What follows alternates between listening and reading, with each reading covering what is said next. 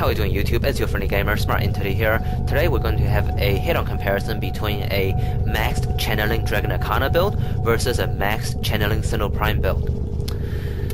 So, 2 to 3 months back, we basically had the dual Icers for the best Crit Berserker non-channeling build and the Dragon Nikana for the best channeling build.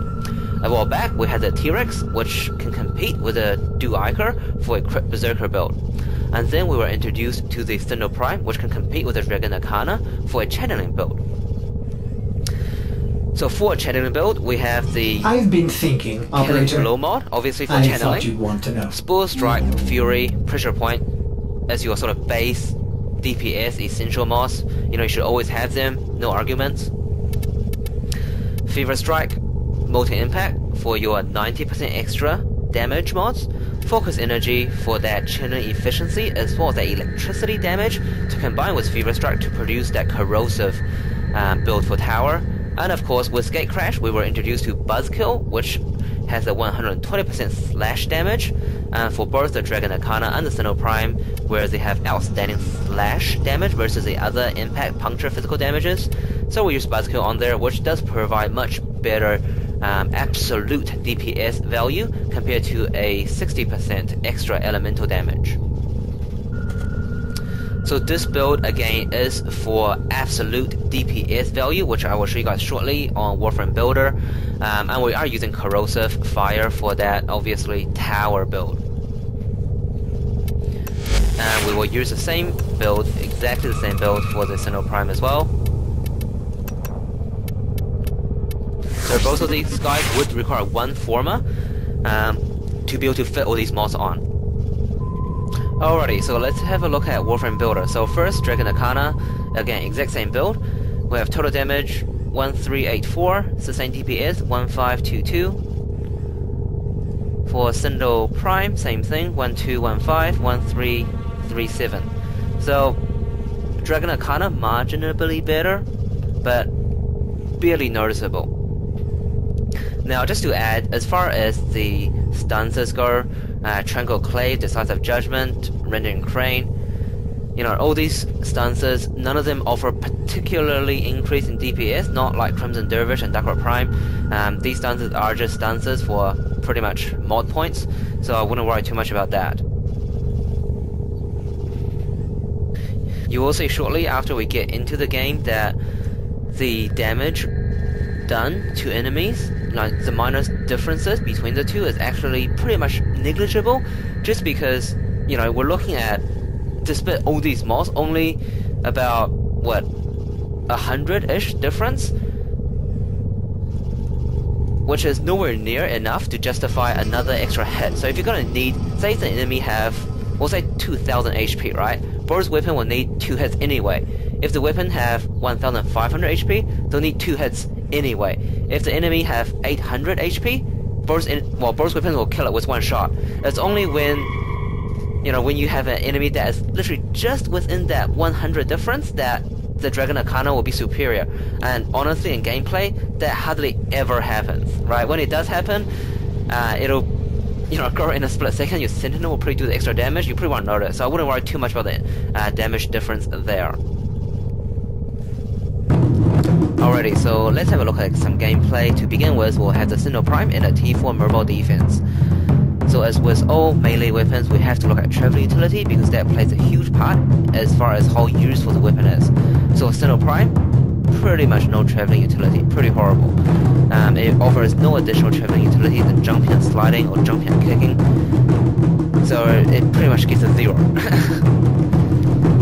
That aside, I do have Spore Strike on there, which is a must for a channeling build because you are supposed to do damage, you are supposed to, you know, channel, which does 1.5 of the base damage. So having that 100% base damage for Spore Strike is a absolute must.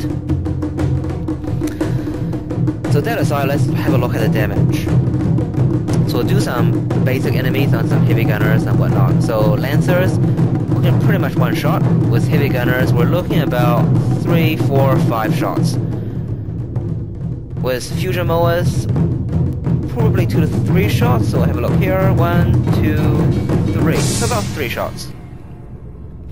So you can pretty much guarantee one shot with crewmen, and lancers most of the time you will one shot. You may need two shot at times just because they do have their armor. In high level gameplay, of course, we don't have to worry about armor because everyone should be using corrosive projection, so that's not an issue. As far as damage value for non-armor units, we're looking at about 3,000 to 4,000 damage. For armor units, we are looking at about 1,000 damage also. Of course, we are talking about this build in tower.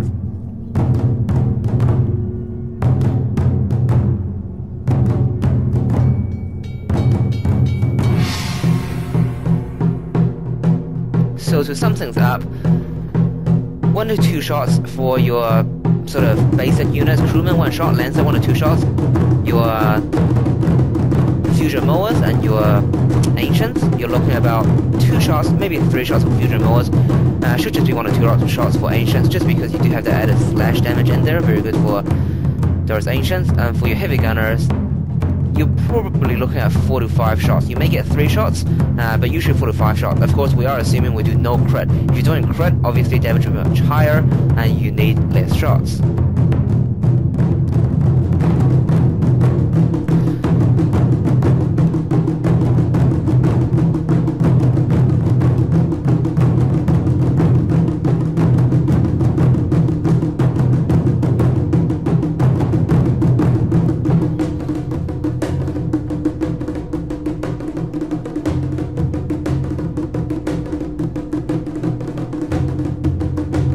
Yeah, so ancients, you can get always 2 shots.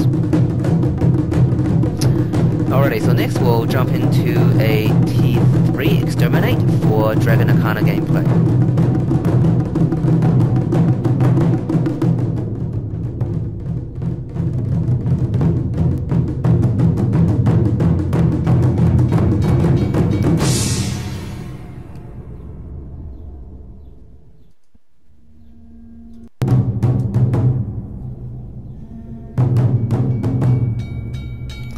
So let's see damage potential. So again, we can one-shot crewmen and lancers, 1 shot. I mean, you may need 2 shots at times, depending on RNG, but generally for basic units, 1 shot most of the time. As far as heavy gunners, again, you probably need a couple shots. That heavy gunner got taken out mostly by the Sentinel, so we won't count that. But yeah, for basic units, you're looking at 1 to 2 shots. 1 shot for crewmen, and 1 mostly, and maybe sometimes 2 shots for your lancers. Now we'll have a look at traveling utility. So again, not very impressive. It's pretty much the same as the Scindo Prime. I personally feel it's a bit smoother compared to the Scindo Prime, but as far as realistic distance travel, it's about the same as Scindo Prime and about the same as you would travel without using a melee weapon. Alright, so we'll hunt down some more enemies now and have a look at how this weapon fares against your, I guess, more heavy units.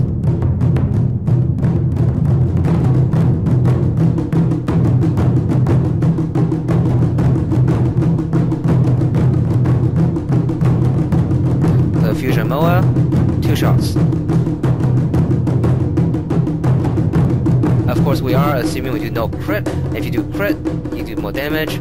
So overall, you may get lucky here and there, but generally, fusion mowers, you're looking at 2 to 3 shots. Heavy gunner, we're looking at about 3 shots also. Ancients, again, 2 shots.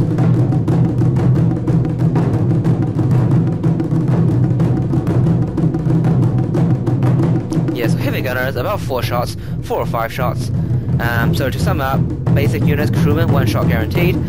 Well, 99% of the time. Lancers, 1 shot most of the time, maybe 2 shots at times. Ancients, you need 2 shots. Fusion mowers, 2 to 3 shots. And heavy gunners, again, you're looking at about 4 to 5 shots generally. So overall, very similar to the Scindo Prime. And of course, I'm just showing you a little bit of footage here throughout my time of leveling these weapons and just playing, missions with these weapons in general. I do notice that these 2 weapons are actually very similar as far as DPS, as far as rate of killing, and as far as damage numbers go. From experience, I do find the Dragon Nikana to be, again, a bit smoother, a bit more fun to play with, but that could just be me liking swords a bit more than axes. So the preference, of course, does goes down to a lot of weapon choice, if you like. And some people do like particular stances better. I found these stances to be pretty much the same. They don't really offer much damage potential as far as extra damage potential. But that aside, it's, I guess, up to you. So in summary, what does it all mean? Scindo Prime versus Dragon Nikana versus Scindo Prime. Basically, these weapons are actually surprisingly similar. So as I was saying before, both of them are, I guess, unique in the slash damage department. Now I have used Buzzkill on there, so not probably the best choice for a tower. I was trying to get the absolute highest number for DPS, but obviously for tower, slash isn't that great against you know, your heavy gunners and whatnot. Pretty good against ancients, but that's about it. So again, what does it mean? Basically, from my experience, these channeling build type weapons, so Scindo Prime, Dragon Nikana, are not as good as something like the Dual Ichors or the T-Rex with a Crit Berserker build for two reasons. One, we saw as traveling utility, these heavy type weapons have minimal traveling utility. When you are in a high level T3, T4 defense survival, you do want to travel either to run away or to get to that extraction as fast as you can, or just to, you know, help revive a teammate, or to get that final life support. So traveling utility, very important. Secondly, with these channeling type weapons, you know, you do need a lot of energy. When I run a high level survival defense, I always have Trinity, so usually not that big a deal. Now I do know at other times when you don't, you know, have a Trinity, energy could be an issue unless you're willing to dump energy plates all the time. So that is another hindrance to a channeling type weapon. And lastly, at baseline, whether you are using a channeling build or a berserker crit build, melee is just not that feasible for a high level gameplay, just because, you know, as we saw, to kill even a level 30-ish heavy gunner, we need to launch 2 to 3 shots, right? If we're at the 60-minute mark, when we're facing over level 100 heavy gunners, you're gonna be there for a while, right? Good luck surviving for a while in front of a level 100 heavy gunner. It just isn't happening. So that's why an inline melee isn't that useful, and if you do need a melee for high level, definitely use your Dual Ichor or T-Rex, if nothing else for that traveling utility. So all that aside, Scindo Prime, Dragon Nikana, which weapon is better in which situation? Well, I can't say, because they're so similar, right? They are so similar in that they're pretty much one-shotting enemies when the other one can, and they need 2 to 3 shots when the other one needs 2 to 3 shots. So at the end of the day, it really does come down to preference. I personally like Source a bit more, so I've been using the Dragon Nikana a bit more over the Scindo Prime when I have to use a channeling build. Other than that, well, the choice is yours. Alright guys, please like, comment, and subscribe, and I'll see you guys in the next video.